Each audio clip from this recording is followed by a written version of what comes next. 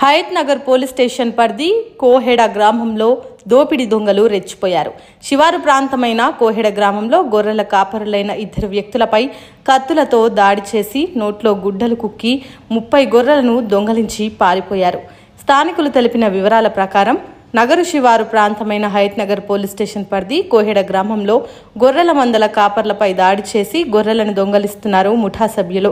నిన్న అర్ధరాత్రి గొర్రెల మందల కావలి పడుకున్న ఇద్దరు వ్యక్తులపై దాడి చేసి దాదాపుగా 30 గొర్రెలను దొంగలించారు. గొర్రెలను దొంగలిస్తున్న సమయంలో అడ్డుకున్న యువకులకు దోపిడీ దొంగల మధ్య గొడవ చెలరేగింది. ఈ దాడిలో కూషాయిగూడ పోలీస్ స్టేషన్లో పనిచేస్తున్న కానిస్టేబుల్ నవీన్ వల్ల తండ్రికి ఆరోగ్యం సరిగ్గా లేకపోవడంతో గొర్రెల కావలి బంధువులతో కలిసి పడుకున్న నవీన్ ఆ సమయంలో దోపిడీ దొంగలను అడ్డుకున్న నవీన్ ఆ దాడిలో నవీన్ పై కత్తితో దాడి చేసి గాయపరిచారు. విషయం తెలుసుకున్న పోలీసులు ఘటనా స్థలానికి చేరుకొని బాధితులను ఆసుపత్రికి తరలించి కేసు నమోదు చేసి దర్యాప్తు చేస్తున్నారు.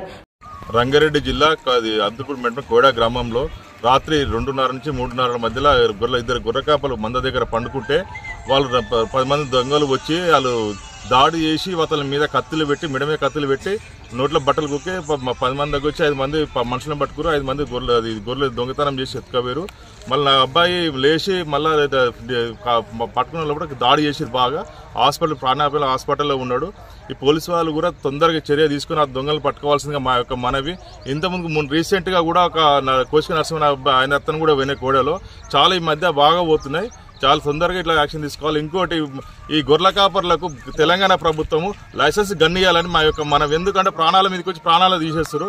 తెలంగాణ ప్రభుత్వం వాళ్ళు గొర్రెల కాపర్లు పండుకుంటారు. మాకు ప్రాణాపాయం దొంగలతోటి ఒక లైసెన్స్ గన్ని ఒక గొర్రె కాపర్కి లైసెన్స్ ఆ ప్రభుత్వం నుంచి ఇవ్వాల్సిందిగా మా యొక్క మనవి. నైట్ మా అన్న మా బొమ్మారు ఇద్దరు అనుకోరు ఇక్కడ అయితే ఒక అరౌండ్ 2:45 to 3:30 మిడిల్లో ఒక 5 మంది వచ్చేసి ఫస్ట్ వాళ్ళని పడుకున్న వాళ్ళ మీద వచ్చి కూర్చొని బిరిగా కత్తులతోని దాడి చేసుకుంటూ ఆపేసారు.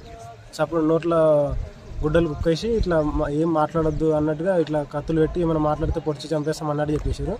వాళ్ళ తర్వాత వాళ్ళు బొలెరో తీసుకొని వచ్చేసి వాళ్ళకి నచ్చిన ఇక వాళ్ళు పట్టినన్ని వాళ్ళకి నచ్చినన్ని వేసుకొని తర్వాత లాస్ట్ పోయే మూమెంట్లో మా అన్న కొద్దిగా డిఫెండ్ చేసుకోవడం ట్రై చేయడం వల్ల వాళ్ళు కత్తులతో దాడి చేశారు.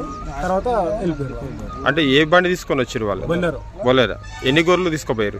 40 నుంచి 70 ఎక్కువ పోయినాయి లేవు. వాళ్ళ ఎంతమంది పై దాడి చేశారు?